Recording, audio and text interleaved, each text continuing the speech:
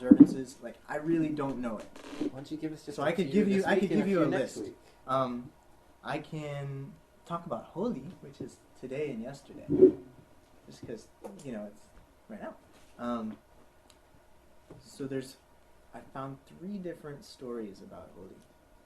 H-O-R-I? H-O-L-I. Holy. Do you guys know the story of Narasimha Avatar? A little bit. There was this. I tried to find in the Puranas, but it's really long. I didn't think you'd want to listen to like 10 pages on each story. So there was a powerful demon, as in so many stories in the Puranas. There was a powerful demon who controlled the world. The gods were helpless. They didn't know what to do, so they prayed to Vishnu. And so I really don't remember the fine details. So they manifested for this kid to come, Prahlad. And the kid was born, Narad would read the Vedas to him when he was in the womb. And so the kid was naturally a Vaishnava Bhakta. And his whole life was just always praying to Vishnu.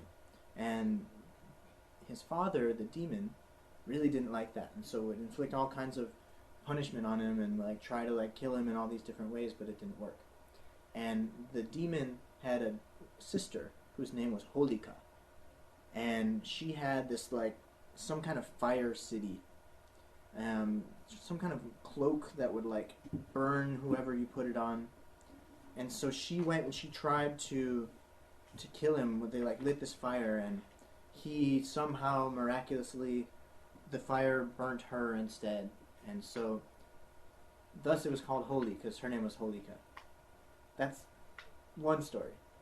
Another story is Krishna. When Krishna was a kid, there's all kinds of people trying to kill him, so he had this aunt, or this one woman who it was an aunt, yeah. It was Kamsa's sister.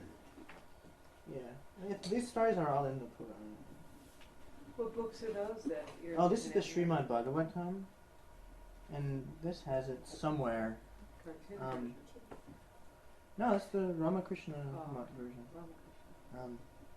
But so she had this special poison in her, and she was nursing baby Krishna, thinking that she would kill him by poisoning him through her milk, and he ended up instead sucking all of her life force out and draining her, and then she died. And that was also on this night. And then later, when Krishna was playing in Vrindavan with the gopis, they would play color and they'd throw the holy colors everywhere. And because Holi is the time when they take these colored powders and paints and throw it. It's like a springtime fertility holiday, found all over the world. Yeah, one story I heard was that one day Krishna was complaining to his mom. He's like, "Mom, why is Radha so dark colored?" Or something like that. "My Radha, she's so sweet, but she's such a dark color." And then they threw the colors all over her, and then she's like, no, she's blue and green and purple.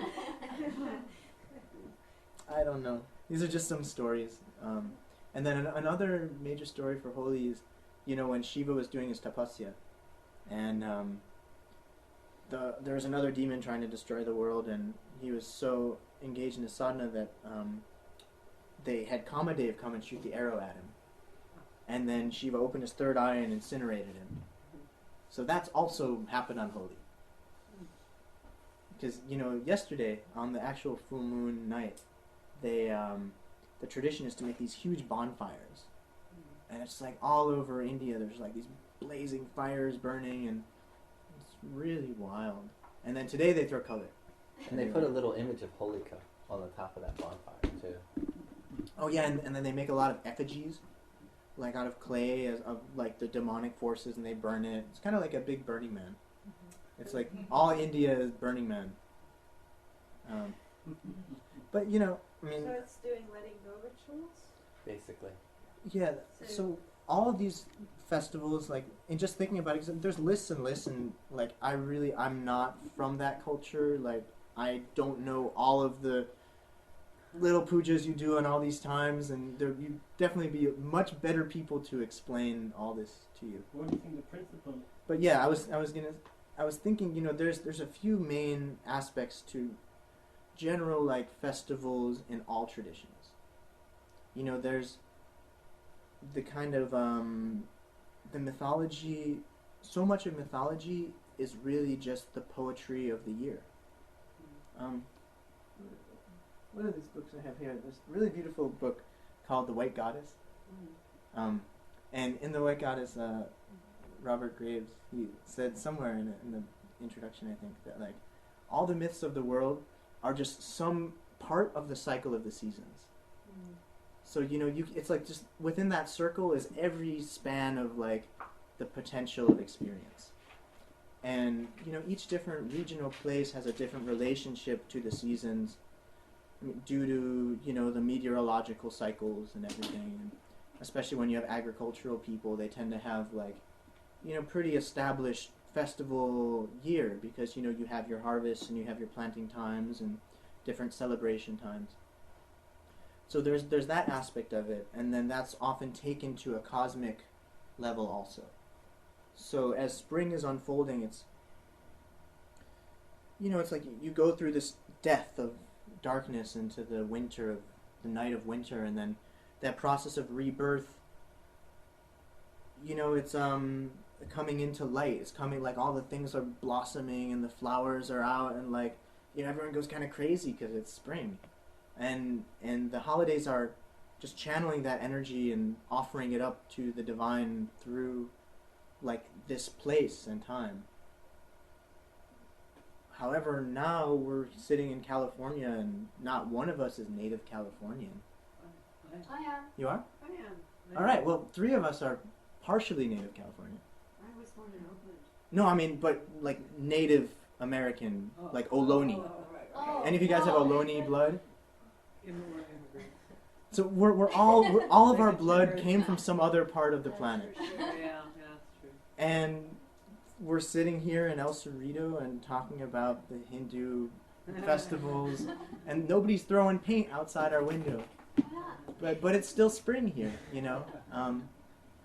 It's strange, how these festivals, which came from certain places and certain times and certain, like, the lives of nomads and the lives of farmer people, somehow it translates and is meaningful to us, because, also the sun is moving north and south every year, and we're still in a temperate northern hemisphere place, and all these things are also happening on a whole global scale. So we color Easter eggs. That's kind of. Yeah, it's like there's aspects of all these holidays in so many cultures, and to really find the essence of it, there's so much, and I celebrate like so many holidays, there's always some holiday, but somehow that feels right for me in this place as I talk to you all who have blood from all over the planet, about Hindu calendars. So there's that aspect of festivals that are our relationship to the earth, and our relationship to the seasons, and our relationship to especially agricultural cycles. Then there's other, like, on a more human level, there's the anniversaries of saints, which are celebrated all over the world. Sometimes the death, of founders of different religions. And it's interesting because if you look at the mythology, or some people call it history, but it's all really like symbolic myth too. So often, like, it goes with the astrology of it as well. Like, the fact that one master was born on this day, often like the meaning of that day and that time is linked somehow. But then there's also just so many like local cultural things. And just talking about within India, like here there's just a list, it's like maybe 6-7 pages of like in each masa, in each month, lunar month, the festivals. And like 90% of them are regional. Like this one is in Bengal, this one is in Orissa, this one is in this place, this one in that, So somebody living in this culture, how would they make use, or how would they attune themselves with the festival like Holi? That's a good question. You know, you could go to Get you out could of you it. could go Apart to from an just ashram where there's a ritual. Western Swami with a full American accent who does Chandi Homa every day, and this amazing Assamese Mataji, like where you went last night, and have a beautiful Holi puja there. Or or maybe some people like go out disco dancing. I don't know. I think that's the importance of a sangha or community, or, where you have a community where you participate with those practices of ritual and tradition. Yeah, and somehow there's everyone needs to like self-identify with something. So a lot of times people they could be people from a certain place or people born in a different place. Like you can living in this place and this planet right now, people often tend to just like follow all like the festivals from one area of like Eastern India or one area of China or Mongolia or somehow people like we just like self-identify with these other places and times, and so that's one way of doing it since we don't really have a culture here. It's apart from that, that's like the magic of America, I guess. But is Holi primarily agricultural festival? it's a spring festival. All over the world there's spring festivals. They're all wild and bonfires and it was Chinese New Year a couple weeks ago. Because like Shivaratri you would use to attune with Shiva. With to catch Shiva. That What I was gonna say that's like another kind of holiday too, I think, because Shivaratri is like for a specific deity. Right. Holi is kind of for Krishna, but it's for spring, and you could look. It'll be fascinating to study all over the world, like which deities are worshipped in spring, by different kinds of people. Why would you do a letting go ritual for spring? It's because it's also Ayurvedically right now, you have throughout the winter your body kind of puts a shield on, and it's more internal, and you're generating all this fire inside your body, and then spring comes and all that melts, and so all the kapha is melting, and it's like. So it's a time also when you want to be purging that energy too. Like that's what I think, and I'm definitely like haven't studied this as much as I would like to, but in the Ritucharya in Ayurveda, there's specific. Seasonal work. Yeah, I could read what they say what to do in spring, but I believe that they're saying your kapha is melting, so you don't want to be eating too much kapha increasing food because also it's kapha season for that reason. Kapha was accumulating in the winter, and then it's manifesting in spring. So it's kind of a spring cleansing ritual. Yeah, it could be It's really seen like different, that. I think, than a fertility ritual. But it goes. It's all of it together. All these things are simultaneous. You have what's happening in your body. You have what's happening in the land. If you have some areas, like some climates, like in India, they get the rain in the summer. Here we get rain in winter. In other places, rain comes at different time. In some places, they harvest in the spring. Some places harvest in the summer and the winter. So, exactly how these things link with the seasons. That's why I'm saying it's really like a place-based phenomenon. Is there a food associated with Holi? A taste? Tundai. Which is called... It's like cold milkshakes, a lot of times with bong in them. So why would that be used? Is the rasa associated? Also for Holi. Yeah. As far as I know, and I'm sure every place like they make their special ladu. There are some sweets Yeah. associated with all of them. But it's a big festival. It's Yeah. not just an agricultural festival. It's pretty big all over India. Yeah, He's I remember he's that. talking more about what are the astrological or the Yeah. original roots of it. Right. He's not talking as Which is much great. about Yeah. modern. I can't. I'm in no place to say anything about like current regional observances of holidays in India because I don't know. It's a bit vaguer than Holi, but Shivaratri is very Yeah, specific. Yeah, Holi is. They each have like stories in the Puranas, which, as far as I've seen, Guruji Sanjay explain stories. Like every story has got so many levels, especially on the Jyotish perspective. So the story of every festival is also the nature of the prana of that season and what puja needs to be done and which way of offering. Like there's in the Kalika Purana, there's really beautiful. They talk about when Parvati was doing her tapasya to try to woo Shiva. And Shiva was like, wouldn't look at her, and Parvati is just like offering and praying to Shiva, and they describe in each month what puja she would do, and what flowers she would offer, and how she would do the puja. It's really, really beautiful. Have to get his attention. Yeah, and it's also just, it's how Prakriti is connecting to Purusha too. It's how it's like the dance of the manifest universe and the supreme that can never really come out of its like pure nature. They get really crazy on Holi. Yeah. Crazy. Yeah, it's like really a riot. wild. People Yeah. get blind every year. Yeah, it's complete madness. Some bad paint in your eyes. And fireworks. And Yeah, there's always like some They all the little Unsafe kids, thing. get fireworks blown up. on bad their kids, faces. yeah, and toxic paint in your eyeballs. So is that it? And then so Well, now, so Holi is when the sun is in Aquarius and the moon is in Leo, always during the full moon? Holi is the full moon when the sun is in Aquarius, Okay. which would mean Which is a very Rahu. I mean, that's Yeah, it is. right. Yeah. So it's very, the Makes sense. festivities are all wrong. so Aquarius is Falgun, so Right. it's the Falgun Purnima. So this gets back to how do you know when the festival is? So there's a list of 12 masas from the nakshatras. Do you want me to read them so you can just write them down how they correlate to the rashis? Would that be helpful? I mean, you can find this anywhere. Mesha Rashi, Aries is Vaishaka. Taurus is Jeshta. I mean, these are all 'Cause it's the nakshatras. opposite. Yeah, they're always all the nakshatras 7 from it. Okay. That's why they're named after the full moon signs.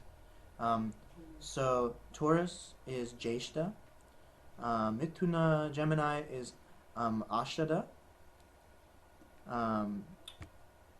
Cancer is Shravana. Leo is Bhadra. Virgo is Ashwina. Libra is Kartika.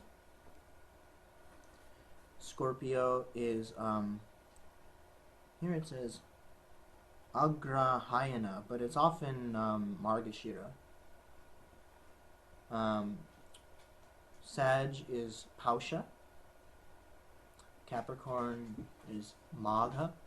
And Magha is the new moon of Shivaratri. It's the new moon ending or starting? Because it's the new moon, that new moon that starts the night before was Shivaratri. That's why they're following the Paurnimanta calendar, where Mhm. Falgun or Magha would start the full moon previously. Mm-hmm. So it's so it's when the new moon is falling in Capricorn, then you take the previous full moon as the beginning. So then it is Magha new moon, and Magha Krishna Chaturdashi that's Magha. Shivaratri. If you're following the Paurnimasya calendar. Okay, and if you're following... If you're following the other calendar, then the Magha new moon, I believe, would be a month later. Mm-hmm. And part of the reason why this calendar is the full moon starting, so say you have new moon at 29 degrees. So then your month for that specific Rashi will only contain one day where the sun is actually in the Rashi. But if you start from the full moon before it, then you still have 15 days. It's like the concept of like a madhyam.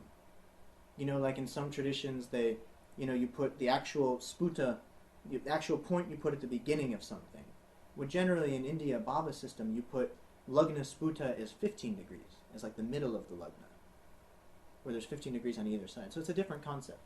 You can start your seasons at the solstices, or you can start them at the in-between points, like the Celtic year. You can look at time in a circle you can slice in any way. You can like spin your pie around and chop it however you want, and somehow how you slice it and how you spin it is a reflection of your nature with the heavens, And also freedom said that time conditions your psyche. Well, think about the fact. What is a yantra? And you're sitting meditating at a yantra, and it's affecting your mind, right? Now think about a calendar. It's a bunch of boxes with numbers in it. and you look at it and you plan your life. It's a yantra. That's the yantra that you're looking at to like adjust here, your reality. Here in this time, everything starts January 1st and February 1st and all that. So that's which your really yantra. is That's your completely yantra of your arbitrary. life. It's And even we have months like November, and Nava is 9, December, Dasa is 10. which But actually they're lines the- up with they're Makar the, Sankranti being the first. Yeah, but like November is the 11th month, and December is the 12th month. But it really So is 10. they're coming from ancient Roman month names that were completely different, and then you have the Gregorian. So it's right now our calendar is not synchronized with anything. At least the Indian civil calendar is synchronized with the equinoxes. In a lot of areas in India, like in the areas that follow the solar calendar, it's synchronized with the Sankrantis. Most of it's lunisolar, which makes sense. I So mean, theirs is a bit more integrated with reality. with reality. Ours is just purely arbitrary, kind of like It's mental. purely Pure- arbitrary. the church originally started, they burned and killed all the astrologers, Yeah. and then so they didn't have anybody to really, and then they just got purely mathematical with it, and they'd have arguments, and it kept going farther and farther away, and no matter how much we want to say that we're a non-sectarian country, it was founded by Christians who imposed their calendrical system on this country, and that's what our government uses. And yeah, it was a strange modification of the Roman pagan calendar. Like Christmas was their Saturnalia festival, it was somewhere around there. I mean, everything is just, you can look back and there's layers and layers and layers. So if you wanted to pull up a culture to make it more spiritual, you might use a different orientation on the calendar. For If sure. you're trying to integrate them back in the material plane, you might use one that's like governmental. Totally. Exactly. That's why, I mean, according in what we've learned, like when you start the Hindu tradition, the religious tradition, it's a full moon is the beginning of the month. So that really you attune yourself to the full moon. Generally for business, you attune yourself to new moon. And then for other things, people attune themselves to solstice and equinox. But and then there's the Sankrantis. Like these 4 things, these are crucial. But then you had, for example, like the Egyptians had a completely sidereal calendar. Whenever Sirius would rise in the sky was their New Year's. Because that was the place, and that was how the Nile would flood then. Think you could use it to align yourself with the Purusharthas? To the, Dharma. I mean, you're aligning yourself with the universe. But there's so many different levels of time to be aligning yourself with. You can't do it all And then you have people who, the whole Mayan calendar reality is trying to really tap into realigning yourself with something besides what this calendar is aligning us with. But when you look at their calculations, and it's not that I'm, I say they're wrong or anything, but bottom line is if you throw those calculations away and try and look up at the sky or look around and try and figure out that calendar. Well, there's certain. You know what I mean? It's Yeah, I mean, where- and where that's the lunar dream solar- spell, not the Mayan. The Yeah. actual Mayan calendar is amazing. yeah. The dream spell is a modern interpretation of that it, they're based on trying to Gregorian get calendar. us to change to, but what they're trying to get us to change to isn't any, in my opinion, more aligned. It's aligned to a different culture, but it's not aligned to the actual sun and the moon, which is the true guiding force of time. So what I would say, I guess, finally, with all of this information on calendars, most crucial, just know what the moon is doing. Know what phase the moon is in all the time. Like, then you can slowly learn, because every month there's certain days for certain deities and certain festivals and everything, but, I mean, I think if we all just were really aware of the lunar cycles, and know when the new moon is and the full moon is, and kind of use that as a marker, and also be attuned to the solstices and equinoxes and Sankrantis. Like, that's enough to start with, just try to be attuned to it. Then, certain full moons are special for certain things, every Ekadashi's got, there's more than 365 festivals. But that's the most essential thing. Just to feel the earth where you are and feel like the planet, like. Really, 365 parties we can. Yeah, all of every day, all over the world, there's somebody that's like. Yeah.